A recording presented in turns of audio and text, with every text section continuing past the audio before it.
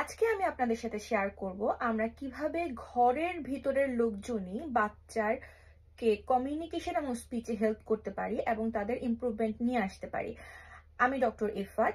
আজকে আমি ইফাজের সাথে এবং ফারাজের সাথে আমি যা যা করেছি এবং যেভাবে তাদের কিছু ওয়ার্ড এসেছে এবং কমিউনিকেশন ইমপ্রুভ হয়েছে আমি সেটা শেয়ার করব। আমি প্রথমত কিছু খেলনা যেটা কিনা ইফাজ পছন্দ করে, ও যখন রাতের বেলা ঘুমিয়ে থাকতো অথবা ও খেয়াল না করতো তখন কিছু উঁচু জায়গায় যেমন আলমারির উপর, বিশেষ করে আমি আলমারির উপর রেখে দিতাম, এমন ভাবে রাখতাম সে যেন সেটা দেখতে পারে।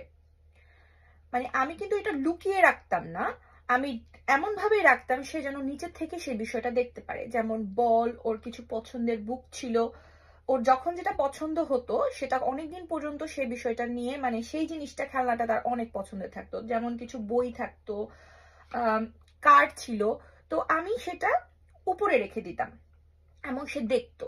আর যখনই সেটা চাইতো সে আমার সাথে কমিউনিকেট কিভাবে করতো, সে আমার কাছে আসতো, আমার কাছে এসে কান্না করতো এবং আমার হাতটা ধরে টানতো। যখন আমার হাত ধরে টানতো তখন আমি জাস্ট ওর লেভেলে বসে বলতাম কাম কাম, মানে সে যে আমাকে টানছে আমি সেখানে একটা ওয়ার্ড দিলাম কাম। আমি কিন্তু আর কোনো ওয়ার্ড বলবো না, আমি একটা একটা যে বাচ্চা এখন পর্যন্ত মানে ওয়ার্ড শিখেনি তার সাথে আমি কোনো সেন্টেন্সে কথা বলবো না, আমি কথা বলবো স্পষ্টভাবে একটা একটা করে ওয়ার্ডে কাম কাম। তারপর আমি ও যেখানে আমাকে নিয়ে যেতে চাচ্ছে আমি সেখানে যাব। তারপর সে এখানে দাঁড়িয়ে দাঁড়িয়ে কান্নাকাটি করবে, উপরে তাকাবে, কিন্তু সে তো আমাকে বুঝাতে পারছে না, কিন্তু আমি তো বুঝতে পারছি সে কি চাচ্ছে। তখন আমি বলবো ওয়ান্ট ওয়ান্ট, দুই হাত দিয়ে আমি এরকম ভাবে ওকে সাইন দেখাবো এবং মুখে বলবো ওয়ান্ট ওয়ান্ট। তারপর আমি তাকে ওই খেলনাটার এখানে নিয়ে যাব। ওই যখন ওয়ান্ট ওয়ান্ট বলেছি তার মানে কিছুক্ষণের মধ্যে আমি বলবো আপ আপ, মানে ওকে আমি কোলে তুলে নিতাম। যেহেতু সে তখন মাত্র 2 বছর 2.5 বছর ছিল, তো তখন আমি তাকে ইজিলি ক্যারি করতে পারতাম। আর তখন আমি তাকে বলেছি আপ আপ আপ আপ বলে ওকে আমি এরকম ভাবে উঠাতাম। তো এই লেভেল পর্যন্ত আমি নিয়ে যেতাম। তখন সে কোনটা চায়, বল, তখন সে কাঁদতো না, মানে কান্নাকাটি করতেছে, আমি কিন্তু দূর থেকে রেখে তাকে হচ্ছে দেখাচ্ছি বল, তখন সে কাঁদছে no no, ফায়ার ট্রাক, আবার কাঁদছে, ইচ্ছা মতো চিৎকার করছে, হাত দিয়ে ধরার চেষ্টা করতেছে, তখনও আমি বলতেছি ফায়ার ট্রাক। যখন ও কাঁদছে no, তখন আমি আবার বলছি no no no fire truck. Okay, horse horse horse, তখন সে মানে খুশি হয়েছে। তখন আমি ওর হাতটা দিয়ে ওই হর্সকে ধরাতাম হর্স হর্স। তারপরে সে এটা নিজের হাতে নিত, নেওয়ার পরে যখন ওকে নামাতাম বলতাম ডাউন ডাউন ডাউন। তো আমি এরকম ভাবে দিনের মধ্যে অনেকবার করতাম এবং আমার টার্গেট থাকতো কি শব্দটা শিখাবো, কাম, ওয়ান্ট, আপ, ডাউন। আমার টার্গেট কিন্তু এই 4টা। ফাঁকে আমি এইখানের কিছু ওয়ার্ডও তাকে বলছি এবং তাকে কমিউনিকেট করানো শিখাচ্ছি ইয়েস অর নো। সে যখন কান্না করছে আমি বলছি no no, horse yes yes, horse horse. Then ওর হাতটা নিয়ে পয়েন্ট করানোর চেষ্টা করব এবং সেটা নিয়ে আমি ওকে দিব দ্যাট ডাউন ডাউন ডাউন। আশা করি আপনারা বুঝতে পেরেছেন। এবং আপনি যদি ঠিক এইভাবে চেষ্টা করুন, আপনার একই সাথে আপনি যখন একইভাবে প্রতিদিন কয়েকবার এই কাজটি করবেন তখন আপনার শিশু কিন্তু অনেকগুলো জিনিস শিখবে। আপনি যখন দেখবেন ওর কথা আসছে, আমি আপনাকে গ্যারান্টি দিয়ে বলতে পারি আপনার সবগুলো ওয়ার্ড চলে আসবে। কারণ আমার ইফাজ অনেকদিন যাবত কথা বলে না, কিন্তু যখন তার কথা এসেছে তখন কিন্তু একেবারে সবগুলো ওয়ার্ডই পরপর চলে এসেছে। তো হতাশ হবেন না, আপনাদের কাজ হচ্ছে একইভাবে ট্রাই করা, একইভাবে, আপনার ধরনটা যেন প্রতিবার সেম থাকে। যে যখনই ও হাত টানবে কাম কাম, ওয়ান্ট ওয়ান্ট, আপ আপ, দেন কোনটা, নো নো, ইয়েস ইয়েস, দেন ও পিক করবে, দেন ডাউন ডাউন ডাউন। আজকে আমি কথা বলবো নন ভার্বাল অথবা স্পিচ ডিলের বাচ্চাদেরকে কিছু সাইন ল্যাঙ্গুয়েজ শেখানোর গুরুত্ব। কারণ আমাদের বাচ্চারা কথা বলতে পারছে না অথবা তার ডিলে হচ্ছে কোনো না কোনো একটা কারণে, কিন্তু এই বলে তারা কমিউনিকেট করতে পারবে না, তারা আমাদেরকে কিছু বোঝাতে পারবে না, তাদের মনের ভাষা তারা কোনো কিছুই অন্যর সাথে শেয়ার করতে পারবে না, এটা কিন্তু ঠিক না। আর শুধুমাত্র ওরা বোঝাতে পারে না তাই বলে ওদের প্রচন্ড রাগ থাকে, জিদ থাকে এবং অনেক বেশি কান্নাকাটি করে। যেই মুহূর্তে ওরা টুকিটাকি ছোট ছোট জিনিস কিছু কমিউনিকেট করতে পারবে, ওদের কনফিডেন্স লেভেল অনেক বেড়ে যাবে। আমি ডক্টর ইফাত। আজকে আমি খুব অল্প কিছু সাইন নিয়ে, যেটা খুব প্রয়োজনীয় সাইন এবং রেগুলার একজন মানুষের বেসিক কমিউনিকেশনের জন্য যে কিছু সাইন দরকার হয়, আমি সেই বিষয়গুলো শেখাবো, যা আমি আমার দুইও বাচ্চাকে শিখিয়েছি এবং ওরা যখন কথা বলতে পারতো না তারপরও এই সাইনগুলো দিয়ে আমাকে তারা কমিউনিকেট করতে পারতো আমার সাথে। যেমন হচ্ছে আপনি ওর সাথে খেলা করছেন, টিকল করছেন, ও টিকল খুব পছন্দ করে, অথবা সেটা চিপস হতে পারে, কোনো খাবার হতে পারে। আমরা কিভাবে শিখাবো? আপনি করবেন, থেমে যাবেন, অথবা একটা চিপস দিয়েছেন, থেমে যাবেন, তখন সে কান্না করছে, সে জিনিসটা আবার চাচ্ছে, আপনি বুঝতে পারছেন ও কান্না করছে, কারণ আপনি যেন আরো করেন, অথবা আপনার হাত ধরে টানছে, আপনার ওর পেটের কাছে নিয়ে যাচ্ছে আবার টিকেল করার জন্য, তখন আপনি বলবেন মোর মোর। আপনি কিন্তু একটা শব্দও বলছেন, বা আরো আরো। আপনি বাংলাতেও শিখাতে পারেন, আপনি ইংলিশেও শিখাতে পারেন, কিন্তু সাইনটা হচ্ছে এরকম, ঠিক আছে? দুই হাত দিয়ে এরকম। এটা পুরা ওয়ার্ল্ড ওয়াইডে বেশিরভাগ জায়গায় মোরটা এভাবে শেখায়, কিন্তু আপনি যদি ইউকের ভিতরে হয়ে থাকেন তাহলে আপনাকে মোরটা এভাবে শেখাতে হবে, ঠিক আছে? আরো জিনিসটা ইউকেতে এভাবে শেখায়, ইউকের সাইন ল্যাঙ্গুয়েজ হচ্ছে এটা। তো আমি প্রেফার করি অন্য জায়গার সবাই এটাই শেখান, মোর মোর। ওকে ওর সামনে প্রথমে দেখাবেন, তারপরে আপনি আবার করবেন, আবার সে চাচ্ছে, আবার আপনি বলবেন মোর মোর মোর, তারপর একটু ওয়েট করে আবার করবেন। এরকম অনেকদিন যখন করবেন তখন সে বুঝে যাবে যে কোন সময়টাতে তাকে মোর বলতে হবে। আস্তে আস্তে, এটা কিন্তু সে একদিনে শিখবে না, একবারে শিখবে না। কিছু বাচ্চা কয়েকদিনের মধ্যে শিখে, কিছু বাচ্চা অনেক দিনের মধ্যে থাকে। রেগুলারিটিটা হচ্ছে মেইন, আপনাকে কিছু সাইন তাকে শেখাতেই হবে। এক হচ্ছে মোর, তারপর সে যদি কিছু একটা চায়, সে আপনার কাছে আসলো, কোন একটা জিনিস চাচ্ছে, আপনি বুঝতে পারছেন, আপনার হাত ধরে টেনে নিয়ে গেছে, তখন আপনি দেখাবেন ওয়ান্ট ওয়ান্ট। আপনি এটা বলবেন, এটা ওকে দেখাবেন কয়েকবার, তারপর এটা ওর হাতে দিবেন। আপনি যখন এটা কন্টিনিউ করবেন সে শিখবে।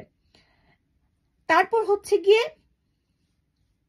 Finish finish. সে একটা জিনিস আপনি খেলছেন, এখন আর চাচ্ছে না, অথবা তাকে আপনি খাবার খাওয়াচ্ছেন, সে এখন আর খেতে চাচ্ছে না, সে কান্না করছে, আপনি বুঝতে পেরেছেন যে এখন আর সেটা সে লাইক করছে না, সে চাচ্ছে আপনি এটা বন্ধ করুন।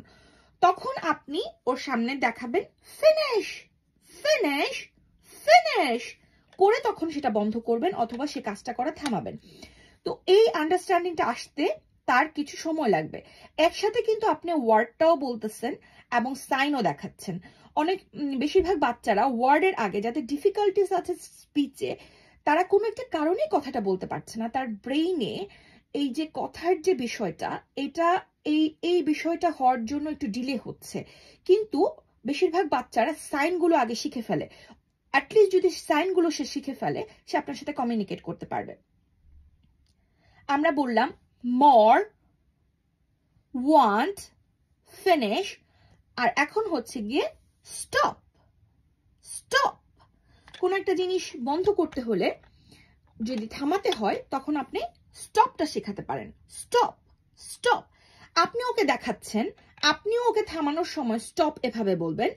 আবার একসময় দেখা যাবে সে যখন শিখে যাবে তখন সে আপনাকে হাত দিয়ে থামাবে যে না, তখন আপনাকে। এবং একটা জিনিস মনে রাখবেন, যখনই আপনার বাচ্চা সাইন দেখানো শুরু করবে তখন কিন্তু আপনি ওর সাইনে রেসপন্স করতে হবে। সে যখন বলবে স্টপ, আপনাকে স্টপ হতে হবে। সে যখন বলবে ফিনিশ, আপনার কিন্তু ওর এই কথাটাতে রেসপেক্ট করতে হবে। আদারওয়াইজ সে কিন্তু আর কমিউনিকেশন করবে না। আমরা অনেক সময় বাচ্চাদের কথার গুরুত্ব দিতে চাই না, এই কারণে অনেক সময় আমাদের বাচ্চারা কমিউনিকেশন কমিয়ে দেয়। কারণ ও যেটা বলতেছে ওর কথার কোনো পাত্তাই আমি দিচ্ছি না, ও চাচ্ছে বেশি আমি দিচ্ছি না, ও থামতে যাচ্ছে আমরা করেই যাচ্ছি। এই জিনিসটা করা যাবে না। এমনি ওরা হচ্ছে কমিউনিকেট করতে পারে না, ওদের এটা অনেক অনেক একটা কষ্ট হয়। দয়া করে আমরা যেন আমাদের বাচ্চাদের প্রতি সহানুভূতিশীল হই। আজকে আমি কথা বলবো যে বাচ্চার সিটিং কিভাবে বাড়ানো যায়। কারণ বাচ্চারা একদমই বসতে চায় না কোনো একটা অ্যাক্টিভিটি করার জন্য, টয়লেট ট্রেনিং এর জন্য, অথবা যে কোনো সময় বাচ্চা এক জায়গায় স্থির হয়ে বসছে না। সুতরাং আমরা কিভাবে ওর এই সিটিং টাইমটা বাড়াতে পারি। আমি ডক্টর ইফাত। এই যে আপনি দেখতে পাচ্ছেন, মনে করেন এটা হচ্ছে আমার ইফাস। তো প্রথমত যে বাচ্চাটা 1 সেকেন্ডও এক জায়গায় বসতে রাজি না, কোনো অ্যাক্টিভিটি করতে রাজি না, আমি যদি এক্সপেক্ট করি সে এখানে বসে থাকবে 5 মিনিট, এটা আমার মনে হয় আমার জন্য একটা খুবই বাজে এক্সপেকটেশন আমার বাচ্চার প্রতি। কারণ এটা আসলে কোনোভাবেই সম্ভব না তার জন্য এই মুহূর্তে। এটা আস্তে আস্তে বাড়বে। তো প্রথমে আমি তাকে চেয়ারে নিব, বসাবো, এবং হচ্ছে গিয়ে আমি 10 কাউন্ট করব। আমি 5 থেকে শুরু করতে পারি অথবা 10 থেকে। বাচ্চা যদি খুবই অস্থির হয় তাহলে আমি শুধুমাত্র 5 সেকেন্ড কাউন্ট করব। আমি ওকে বলবো যে মাম্মা 5 কাউন্ট করব, okay, then finish. 1 2 3 4 5, that's it, good job, well done, finish. আমি 10 কাউন্ট করব। আমি আস্তে আস্তে যখন 10-এ ওর টলারেন্স বাড়বে তখন 15 কাউন্ট করব। এই সময় কিন্তু সে এমনও হতে পারে এখানে একদমই বসবে না, নেমে যাবে, আপনাকে মারতে যাবে, হাত পা ছোড়াছুড়ি করবে, কিন্তু আপনি ওকে স্ট্রেইট ওয়েতে ধরে রাখবেন এবং 5 কাউন্ট করবেন, ছেড়ে দিবেন। ও কান্না করছে, এরপরেও হয়তো বা কান্না করবে, আপনি তাকে আদর করবেন, ওকে সাপোর্ট দিবেন। আস্তে আস্তে সময়টা বাড়াতে হবে। এক সময় যখন বুঝবে হ্যাঁ মাম্মা তো যে কাউন্ট করে, কাউন্টের পরে তো আমাকে ছেড়েই দেয়, আমার তো আর বসতে হয় না, এই বিষয়টা ওর মাথায় ঢুকতে কিছুদিন সময় লাগবে। এই সময়টা আমাদেরকে একটু দিতে হবে। এবং আমি এক্সপেক্ট কখনোই করব না আমার বাচ্চা একসাথে অনেক অ্যাক্টিভিটি করে ফেলবে। আমি টাইমটা মুখে কাউন্ট করতে পারি, এই ধরনের অনেক ধরনের টাইমার আছে, টাইমার ব্যবহার করতে পারি। টাইমারগুলো সাধারণত 1 মিনিট, 5 মিনিট, 10 মিনিট, 3 মিনিট এরকম হয়ে থাকে। তো ওইটা কিন্তু অনেক লং টাইম। এগুলো এর জন্য আমি মনে করি পরে ব্যবহার করা ভালো, আরো পরে। টাইমার মেশিনও পাওয়া যায় যে কয় সেকেন্ড পর্যন্ত আপনি কাউন্ট করতে চান সেভাবে। তো আমি আশা করি যে বাচ্চা অনেক অস্থির, তার জন্য 5 সেকেন্ড থেকে শুরু করবেন, তারপরে 10, 15, 20 আস্তে আস্তে আগাবেন। আর যখন বাচ্চা অনেক অভ্যস্ত হয়ে যাবে তখন আপনি 1 মিনিট, 2 মিনিট, 3 মিনিট, 5 মিনিট এভাবে করতে পারেন।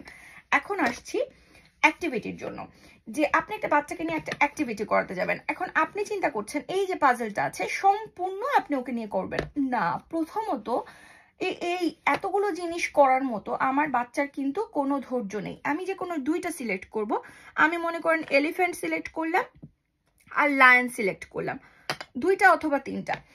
এই তো এখনো কাচ্ছে, বসতে চাচ্ছে না। ওকে, অনলি 2, এলিফ্যান্ট আর লায়ন, এলিফ্যান্ট আর লায়ন, দেন ফিনিশ। ওকে ধরো ধরো ধরো। ও কিন্তু জানে না কিভাবে কোথায় কোনটা রাখতে হবে, আমি ওকে শিখাচ্ছি, এটা ওর ফার্স্ট স্টেজ। তো আমি এক্সপেক্ট করতে পারি না যে আমার বাচ্চা একদম বলেছি তার মানে এটা ধরে নিয়ে জায়গা মতো বসিয়ে দিবে, সেটা সে এখন পারবে না। তাকে আমি ধরাবো, এখানে নিজেই নিয়ে রাখবো, আমি ওর হাতে সাপোর্ট দিচ্ছি, দিয়ে এটা নিয়ে রাখছি। ঠিক আছে, মাত্র 2টা।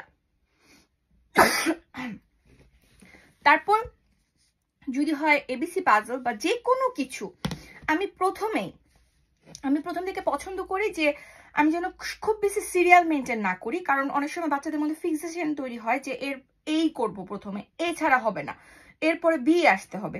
তো আমি এর জন্য একটু ওলট পালট করে পছন্দ করি। মাঝখান থেকে আমি এইচ, কে, এম একটা দুটো আলাদা করে নিতে পারি। এবং মাত্র 2টা কি 3টার বেশি আমি প্রথমে করব না। ওকে ধরাবো, আমি এক্সপেক্ট করব না যে সেটা পারবে, আমি ওর হাতে দিয়ে ধরাবো। হ্যাঁ, কোথায় কোথায়? এই যে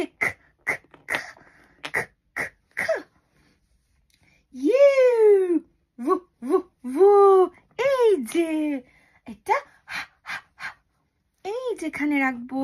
Well done, good job Ifaz, good job, you did it, you did it. অনেক বেশি আদর, অনেক বেশি কিসি। আমি বাচ্চাকে যে কোনো কিছুতে যত অ্যাপ্রিশিয়েট করব ওর আগ্রহ তত বেশি বাড়বে। ধন্যবাদ। আজকে আমি কথা বলবো কিভাবে আমরা শিশুর স্পিচ আনতে পারি। শিশুরা ফ্ল্যাশ কার্ড অনেক পছন্দ করে, ঠিক আছে?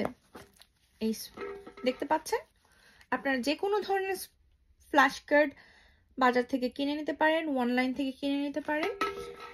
আর এখানে যতগুলো দেখতে পাচ্ছেন ফ্ল্যাশ কার্ড যথেষ্ট পরিমাণে, এগুলো সবগুলো ইফাজ এবং ফারাজ জানে, তারা এগুলো শিখে ফেলেছে। এখন আমি কিভাবে তাদেরকে এইগুলো শিখালাম আজকে আমি এটা শেয়ার করব।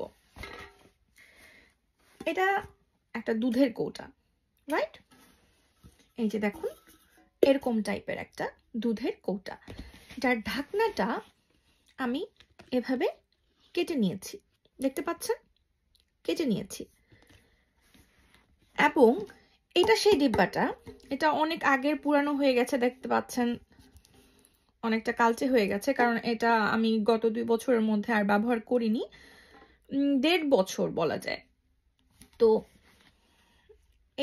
এটাকে আমি সাদা কাগজ দিয়ে বা সাদা রং দিয়ে আপনি এটা কভার করে নেবেন, কারণ বাচ্চারা যদি আপনি অন্য কিছু দেখাতে যান তাদের নজরটা থাকবে এখানে লেখা, এখানে কালার কি কি আছে, এদিকে তারা ডিস্ট্রাক্ট যেন না হয়ে যায়। এই কারণে আমি এটা প্রেফার করি যে আপনি অবশ্যই এটা একদম প্লেন সাদা হতে হবে, ঠিক আছে? একদম প্লেন সাদা হতে হবে। এটার উপরে আপনি একটা, আমি যেটা করেছি একটা সাদা কাগজ লাগিয়ে এটার উপরে টেপ দিয়ে দিয়েছি যেন এটা ক্লিন রাখা যায়, ঠিক আছে? এখন আমরা কি করব, এই যে এই ঢাকনা আমরা লাগালাম, এখন আমরা ওর স্পিচের উপর কাজ করব। এই হচ্ছে আমাদের ইফাজ, আর এই হচ্ছে তার বক্স।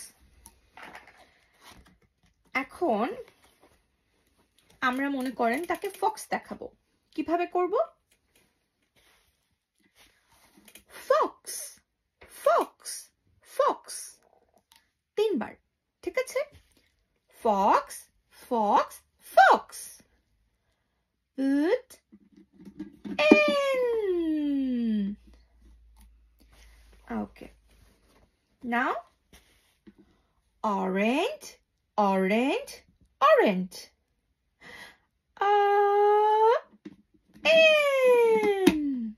প্রথমত শিশু আপনার এটার দিকে হয়তো বা কোনো ইন্টারেস্ট থাকবে না, কিন্তু বাচ্চারা একটা পজিটিভ দিক হচ্ছে কি ফ্ল্যাশ কার্ড পছন্দ করে, এবং সেটা যে একটা জায়গায় চলে যাচ্ছে, ঢুকে যাচ্ছে, এই জিনিসটা শিশুরা খুব পছন্দ করে।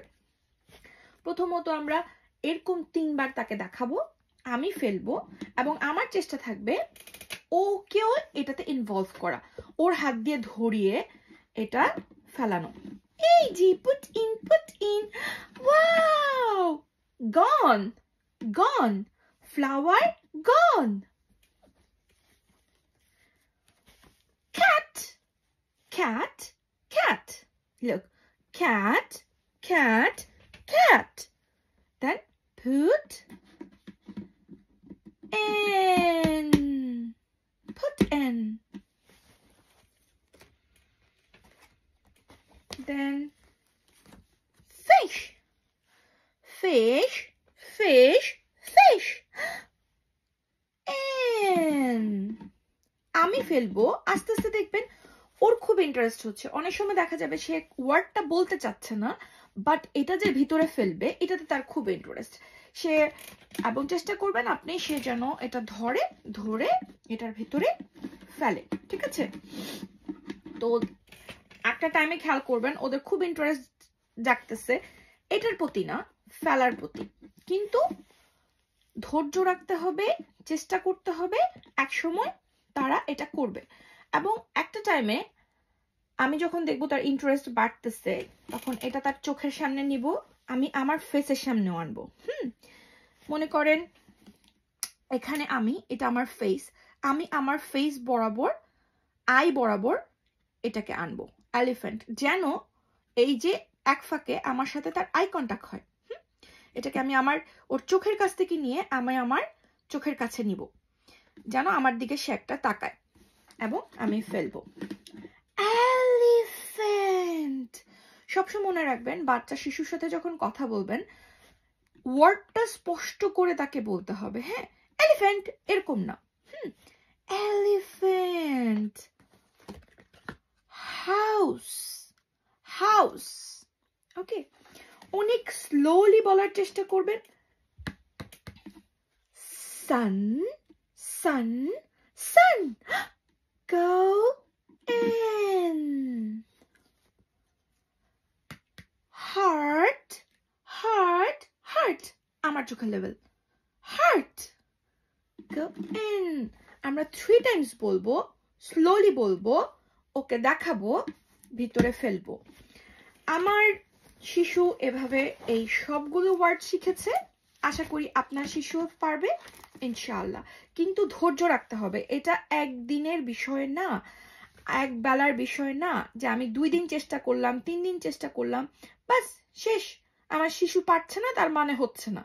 না, বছর লাগতে পারে, মাস লাগতে পারে, সপ্তাহ লাগতে পারে, এক একটা শিশু এক এক রকম। ধৈর্য হারা হলে হবে না, একদিনে শিখতে পারবে না। ও যদি অ্যাপল না বলে এইটাও বলতে পারে, আপনি মনে করবেন আপনি সাকসেসফুল, যে সে অন্তত কোনো একটা সাউন্ড বের করতে পেরেছে। ঠিক আছে, গ্যাহ গ্যাহ গ্যাহ, গ্রেপস বলছেন বাট সে বললো গ্যাহ, তার মানে আপনি বুঝতে হবে যে সে চেষ্টা করছে। হতাশ হবেন না, হতাশা আমাদের শত্রু। ঠিক আছে, ধন্যবাদ। কোনো প্রশ্ন থাকলে অবশ্যই আপনি প্রশ্ন করবেন, এবং দয়া করে হতাশ হবেন না, চেষ্টা করে যাবেন, ইনশাআল্লাহ আপনার শিশু পারবে। আল্লাহ হাফেজ। আসসালামু আলাইকুম, আমি ডক্টর ইফাত। আজকে আপনাদের সাথে কথা বলবো নেম রেসপন্স নিয়ে। যে শিশুরা নেম রেসপন্স করে না তাদেরকে আমরা কিভাবে সাহায্য করতে পারি সেটা নিয়ে আমি আজকে আপনাদের সাথে কথা বলবো। আর আজকে এই হচ্ছে আমাদের শিশু, ঠিক আছে? এ হচ্ছে, ধরে নিচ্ছি আমার ইফাস। ওকে নাম ধরে ডাকলে সে শুনতে পায় না। কেন শুনতে পায় না? কারণ ও জানে না ওর নাম ইফাস, ও এটা এখনো বুঝতে পারেনি। সুতরাং আমাদেরকে ওকে সাহায্য করতে হবে। প্রথমত আমরা যেটা করব না, ওকে আশেপাশে থেকে ইফাস ইফাস ইফাস ইফাস বলে সারাক্ষণ অনেকে একসাথে এই নামে ধরে ডাকবো না। ডাকলে সে কনফিউজড হয়ে যাবে, এটা যে ওর নাম সেটা সে বুঝতে পারবে না। আরেকটা হচ্ছে, শিশু যখন তার খুব পছন্দের কোনো জিনিস নিয়ে খেলছে, টিভি দেখছে, অথবা অনেক ব্যস্ত আছে, তখন যদি আপনারা ওকে নাম ধরে ডাকতে থাকেন তাহলে তার মনোযোগটা তো খেলার দিকে, সেটা শুনতে পাবে না। এই জিনিসটা আমরা বড় মানুষদেরও সেম হয়ে থাকে। যখন আমরা ফোন দেখি, টিভি দেখি, অথবা খুব ইম্পর্টেন্ট কোনো কাজ করি যেটা আমাদের জন্য খুব গুরুত্বপূর্ণ, তখন আমরা অন্যের কথা শুনতে পাই না। আর বাচ্চার জন্য খেলাটা হচ্ছে সবচেয়ে জরুরি, সুতরাং সে তখন শুনতে পাবে না। আমাদেরকে তার কাছে যেতে হবে। মনে করুন সে এভাবে বসে আছে, ইফাজ এভাবে বসে আছে এবং এটা তার খেলনা। আমি তার কাছে যাব, পিছনে যাব, ওর লেভেলে বসবো, ওকে ডাক দিব, ইফাজ ইফাজ। ও শুনতে পাচ্ছে না, ওকে আমি ট্যাপ করব, ইফাজ ইফাজ। ও তাও রেসপন্স করছে না, কারণ সে জানে না ওর নাম। ওকে আমি টার্ন করব, একটু টার্ন করব, ইফাজ, এই যে ইফাজ।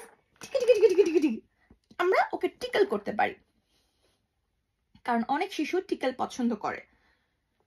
আরো আমরা যেটা করতে পারি, ওকে আমরা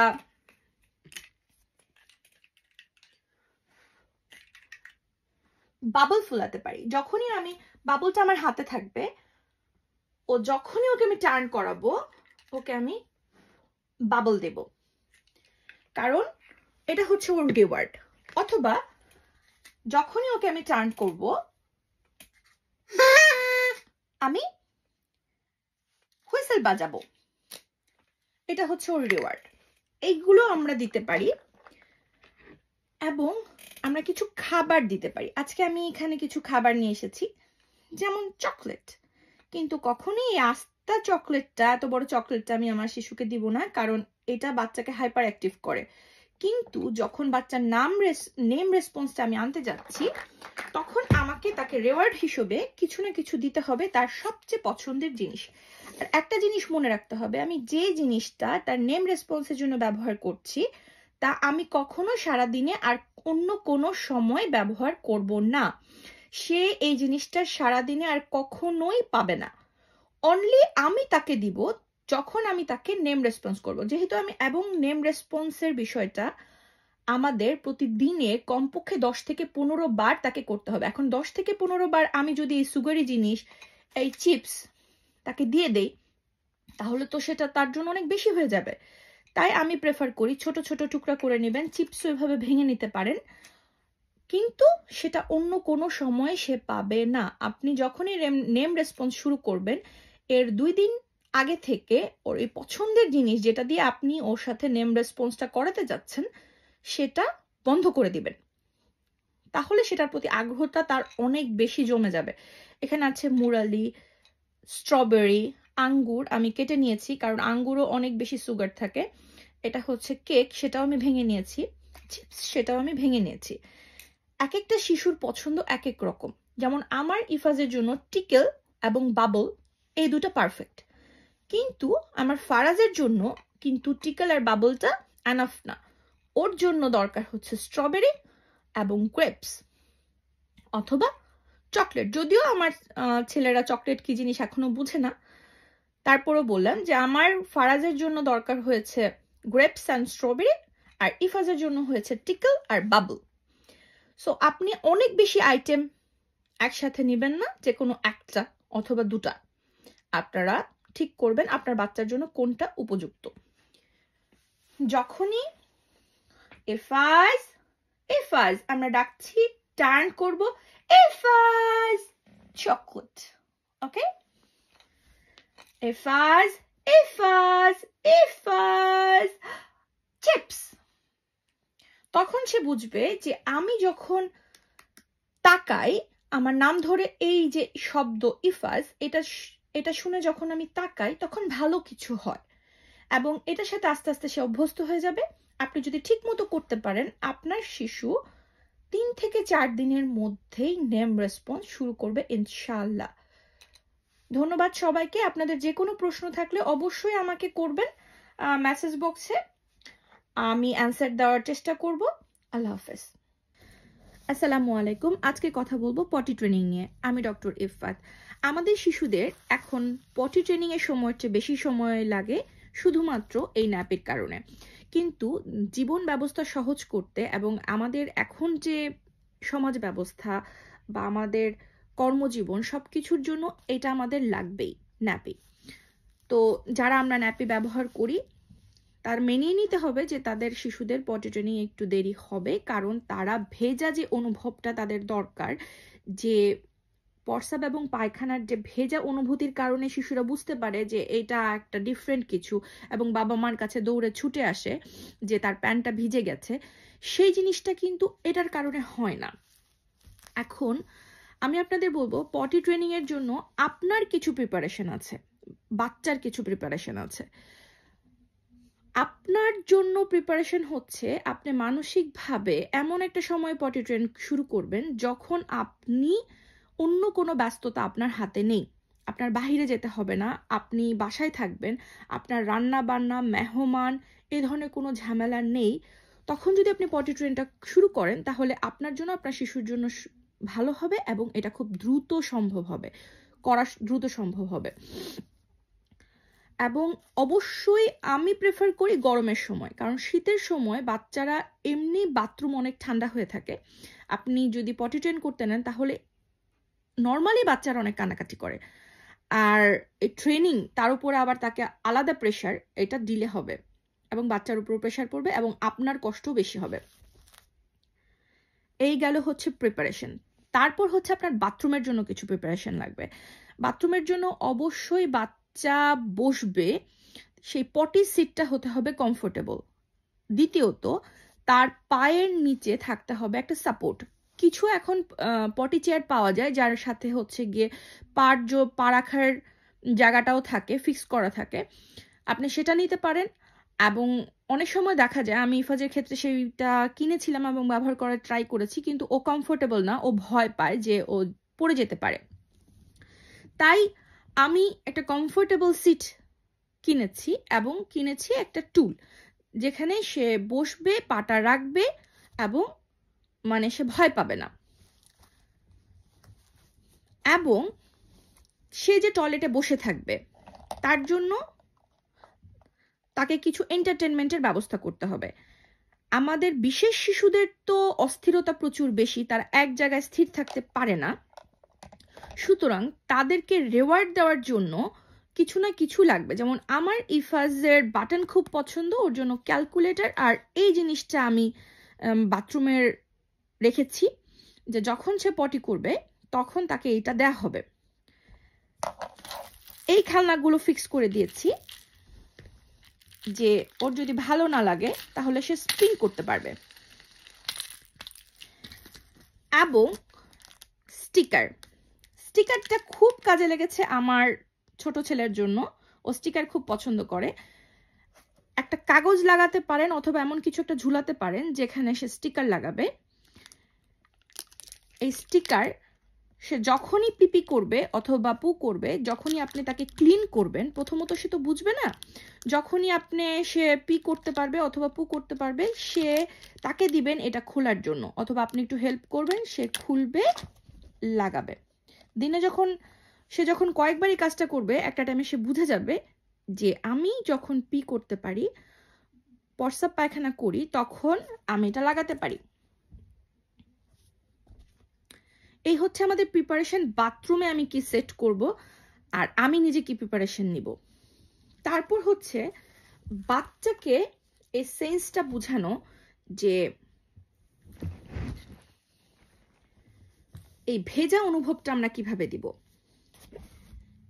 এই যে ছোট আন্ডারওয়্যার গুলো দেখতেছেন, বাচ্চাদের জন্য এরকম পাওয়া যায়, অথবা এরকম ছোট যে প্যান্ট গুলো আছে টাইট, হ্যাঁ, এইগুলো আমি তাকে প্রথমে ব্যবহার করব অ্যাক্সিডেন্ট প্রিভেন্ট করার জন্য। এবং আপনার বাসায় যদি কার্পেট থাকে, যেমন যারা দেশের বাহিরে থাকে, আমার বাসা যেমন সম্পূর্ণ বাসা কার্পেট, তো যদি তার প্রস্রাব পায়খানাটা নিচে পড়ে, আমার জন্য খুব ক্লিন করা খুব ঝামেলা, এর জন্য আমি কি করতাম, এটা দিতাম যেন সে ভেজা অনুভবটা অবশ্যই বুঝে, আর এটার উপরে ন্যাপি পরিয়ে দিতাম, তাহলে ও ভেজা অনুভবটাও করতো, অ্যাক্সিডেন্টটাও প্রিভেন্ট হতো। এই যখন আপনি পটি ট্রেনিং করবেন, আপনি চেষ্টা করবেন, আপনার টার্গেট হচ্ছে কি তাকে বারবার প্রস্রাব পায়খানার সাথে পরিচয় করে দেওয়া, টয়লেটে নিয়ে যাওয়া। আপনি যখনই ন্যাপি চেঞ্জ করবেন, প্রথমত আপনি চেষ্টা করবেন যেন সেই ন্যাপিটা আপনি টয়লেটে চেঞ্জ করেন।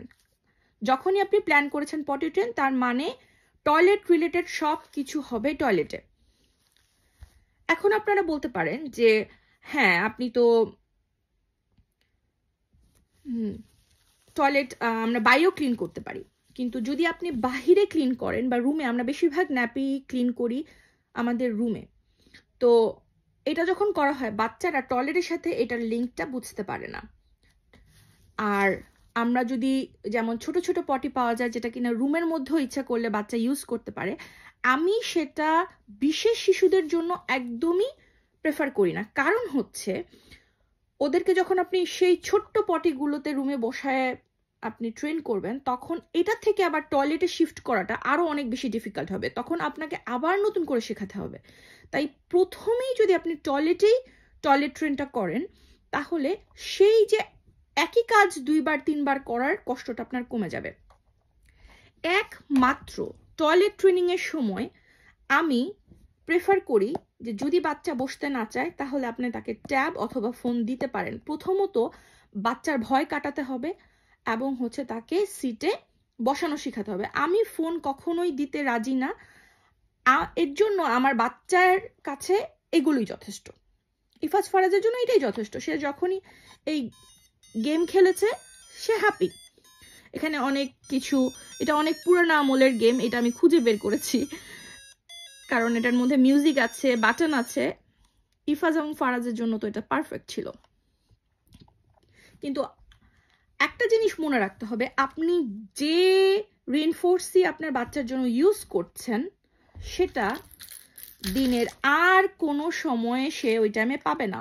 অনলি পটি, যখন সে পটিতে যাবে তখনই অনলি সেটা পাবে, তাহলেই একমাত্র তাকে পটি ট্রেন করা ইজি হবে।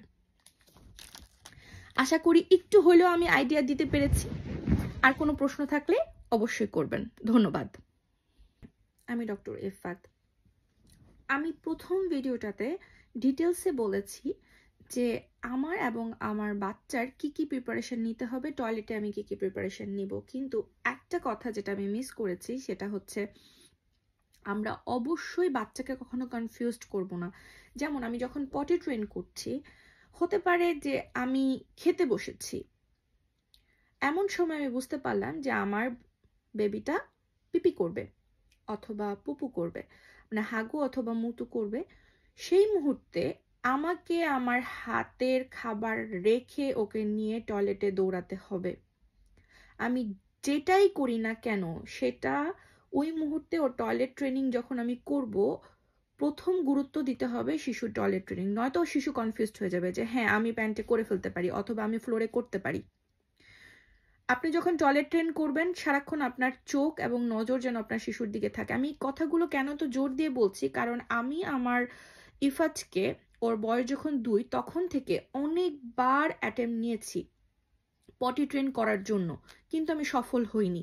আমি বিরক্ত হয়ে গেছি, আমি অধৈর্য হয়ে গিয়েছি, আমি কোনোভাবেই পারছিলাম না, শারীরিকভাবে মানসিকভাবে অসুস্থ হয়ে যাচ্ছিলাম যে আমি পারছিলাম না। কিন্তু মেন কথা হচ্ছে আমাদেরকে এটাও বুঝতে হবে এক একটা শিশু এক এক সময় তৈরি হয়, এক একজনের বডি এক এক রকম, সুতরাং সে তৈরি কিনা সেটা বুঝতে হবে। আর আমাদের শিশুটা যখন একটু বিশেষ শিশু, যদি আপনার বুঝতে পারেন আপনার শিশুর একটু ডিলে ডেভেলপমেন্ট আছে, আপনার স্পিচ ডিলে অথবা অটিজম আছে, আমি তাকে কখনোই বলবো না আপনি 2 বছর বয়সে পটি ট্রেন শুরু করুন, কারণ তার এই আন্ডারস্ট্যান্ডিংটাই হয়নি যে তার এখন প্রস্রাবে যেতে হবে, পায়খানা আসতেছে, এই ধরনের আন্ডারস্ট্যান্ডিং যে বাচ্চার ডেভেলপ হয়নি, তাকে আপনি পটি ট্রেন করতে গেলে অনেক বেশি দেরি হবে। আমি প্রেফার করব আপনি 3 বছরের পরে শুরু করেন যদি আপনার বাচ্চার অটিজম থাকে। প্রথমত হচ্ছে আপনি যখন পটি ট্রেন করবেন তার মানে আপনার সম্পূর্ণ ধ্যান জ্ঞান আপনার শিশুর দিকে থাকতে হবে যে সে কি পটি করছে কিনা। এবং 2টা সাবধানতা, যে অবশ্যই আপনার শিশুকে বেশি বেশি পানি খেতে হবে, কারণ আপনি যেহেতু ট্রেন করছেন আপনার উদ্দেশ্যই হচ্ছে ও বেশি বেশি প্রস্রাব করবে। আপনি ওকে পানি, জুস, দুধ, লিকুইড জাতীয় খাবার বেশি দিবেন যেন বারবার তার প্রস্রাব পায় এবং আপনি একটা করে সুযোগ পান যে ওকে নিয়ে টয়লেটে দৌড়ানোর। মনে করেন আপনি বুঝতে পারতেছেন যে আপনার শিশু প্রস্রাব করছে, যে ওকে আপনি কোনো ন্যাপি পরান নাই, আপনি শুধুমাত্র একটা প্যান্ট পরানো, বুঝতেছেন যে ওর প্যান্টটা ভিজে যাচ্ছে, আপনি সেই মুহূর্তে ওই ভিজে যাচ্ছে সেই অবস্থাতে ওকে নিয়ে দৌড়ায় টয়লেটে যাবেন। ওকে এনিহাও বুঝাতে হবে যে তোমার টয়লেটেই করতে হবে।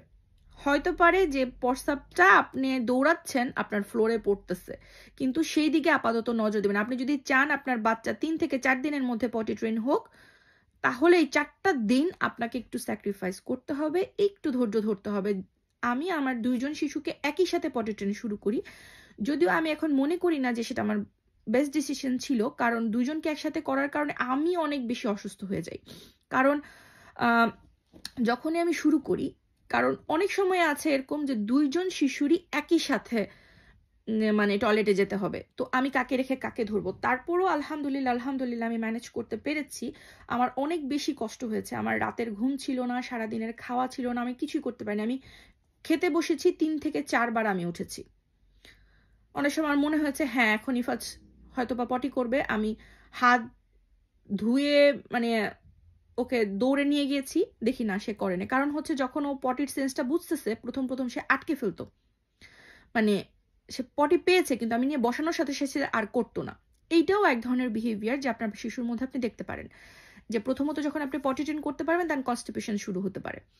তো আপনার ওর অবশ্যই যেন তার পায়খানা নরম হয় সেদিকে খেয়াল রাখতে হবে। কোনোভাবেই বাচ্চার কনস্টিপেশন হতে দেওয়া যাবে না যখন আপনি পটি ট্রেনের প্ল্যান করছেন। যদি পায়খানা নরম করার জন্য আপনার কোনো ওষুধ দিতে হয় তাও দিতে পারেন, এবং প্রচুর পরিমাণে সবজি আর পানি অবশ্যই তাকে খাওয়াবেন। আপনার টার্গেট থাকতে হবে আপনার বাচ্চার কনস্টিপেশন হতে পারবে না, তাহলে আপনার পটি ট্রেন জার্নিটা আরও কঠিন হয়ে যাবে এবং বাচ্চাকে কোনোভাবে কনফিউজড করা যাবে না। আপনি যখনই বুঝবেন যে ওর পটি আসছে, ওর পি আসছে, আপনার সব কাজ ফেলে ওকে নিয়ে দৌড়াতে হবে টয়লেটে। তাহলে খুব সহজে, এটা অবশ্যই সহজ না, অনেক কঠিন। আমি বলছি কারণ আমি অনেকবার ট্রাই করেছি এবং আমি এই ফেজটার মধ্যে দিয়ে গিয়েছি, আমি জানি এটা কতটা স্ট্রেসফুল। কিন্তু পটি ট্রেনটা এমন একটা বিষয় যে আমাকে করতেই হবে। আর আমার বিশেষ চাহিদা সম্পন্ন শিশুকে আমি যত তাড়াতাড়ি পটি ট্রেনটা করব 3 থেকে 4 বছরের মধ্যে, সেটা তার জন্য ভালো হবে। কারণ 5 বছরের পর আসলে যে কোনো বাচ্চাকে কোনো কিছু শেখানোটা অনেক বেশি কঠিন। ধন্যবাদ, আশা করি বুঝতে পেরেছেন। আল্লাহ হাফেজ।